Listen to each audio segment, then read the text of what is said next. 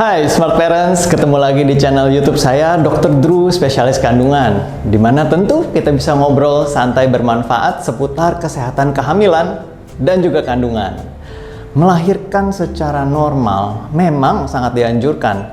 Namun dalam beberapa kondisi, wanita harus melahirkan dengan cara operasi sesar demi keselamatan dia dan juga bayinya. Oleh karena itu, dalam video kali ini kita akan membahas seputar operasi sesar yang akan terdiri dari dua bagian ya.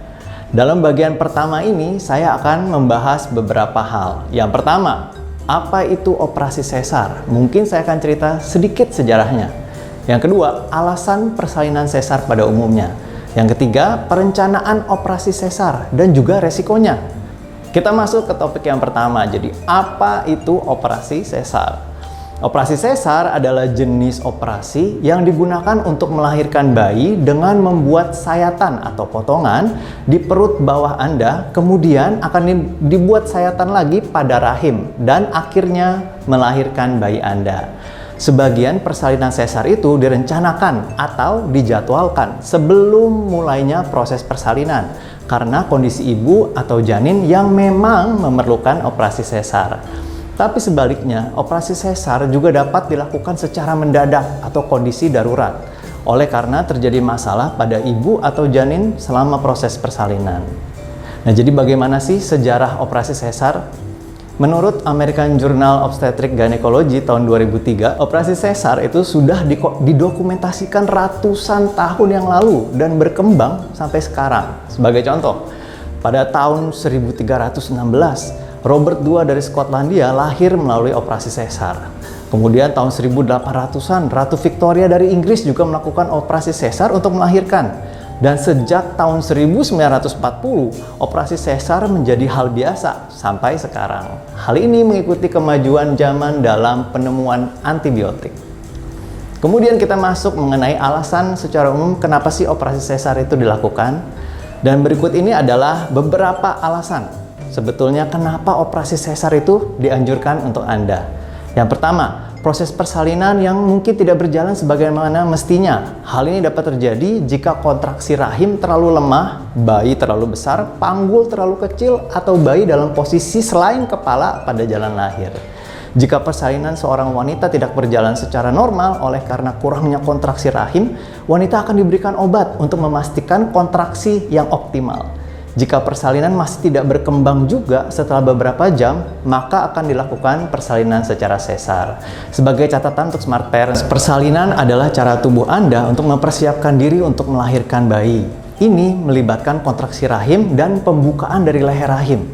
Karena rahim itu terdiri dari otot, kontraksi bisa sangat menyakitkan, sama seperti kram perut. Alasan yang kedua adalah detak jantung bayi yang menunjukkan bahwa ia tidak dapat mentoleransi persalinan dengan baik. Alasan yang ketiga, perdarahan vagina yang hebat. Hal ini dapat terjadi jika plasenta atau ari-ari sudah terlepas dari rahim sebelum bayi dilahirkan. Catatan lagi untuk Smart Parents bahwa plasenta atau ari-ari ini adalah organ dalam rahim yang berfungsi untuk pertukaran oksigen dan nutrisi. Alasan yang keempat adalah keadaan darurat medis lain yang mengancam nyawa ibu atau bayi. Kemudian kita masuk ke perencanaan persalinan sesar. Nah, persalinan sesar yang terencana adalah sesuatu yang direkomendasikan jika persalinan normal memang memiliki resiko terhadap ibu atau bayi. Namun ini berbeda dengan persalinan sesar atas dasar keinginan ibu yang akan kita mention nanti.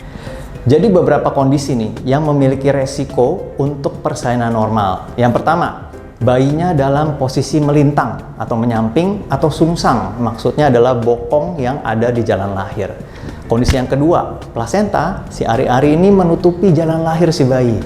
Yang ketiga, ibu pernah menjalani operasi sesar sebelumnya atau operasi lain di mana rahimnya dipotong. Yang keempat, ada beberapa halangan pada jalan lahir yang dapat mencegah atau mempersulit persalinan normal, seperti miom yang besar atau riwayat patah tulang panggul. Dan yang kelima, bayi yang sangat besar, terutama jika ibunya juga menderita kencing manis atau diabetes. Bisa lihat video saya sebelumnya mengenai penyakit ini.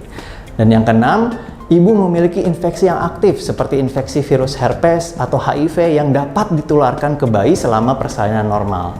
Dan yang ketujuh, kelahiran melibatkan kehamilan yang multiple, yaitu lebih dari satu, seperti kembar 2, kembar 3, atau lebih. Kedelapan, wanita itu menderita kanker pada leher rahim. Dan yang kesembilan adalah bayi memiliki peningkatan resiko perdarahan.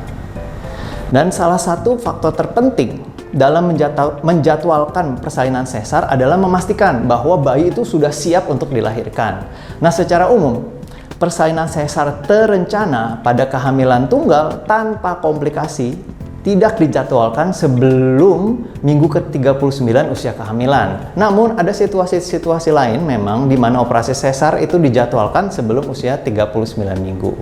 Dan kebanyakan wanita akan bertemu dengan ahli bius atau dokter anestesi sebelum operasi yang direncanakan untuk membahas berbagai jenis pembiusan atau anestesi yang tersedia dan risiko serta manfaat masing-masingnya. Petunjuk tentang cara mempersiapkan operasi juga akan diberikan kepada smart parents, termasuk perlunya menghindari semua makanan, minuman selama beberapa jam sebelum operasi. Dan sebelum smart parents memutuskan untuk melakukan operasi, jangan lupa untuk konsultasikan mengenai risiko operasi sesar ke dokter-dokternya smart parents. Oke, sekian dari saya untuk penjelasan kali ini. Semoga bermanfaat dan jangan lupa subscribe, like, share, dan apabila ada pertanyaan jangan lupa tulis di kolom komentar supaya kita bisa diskusi lebih lanjut. Saksikan video saya selanjutnya di episode yang kedua dari operasi sesar. Sampai jumpa dan salam sehat.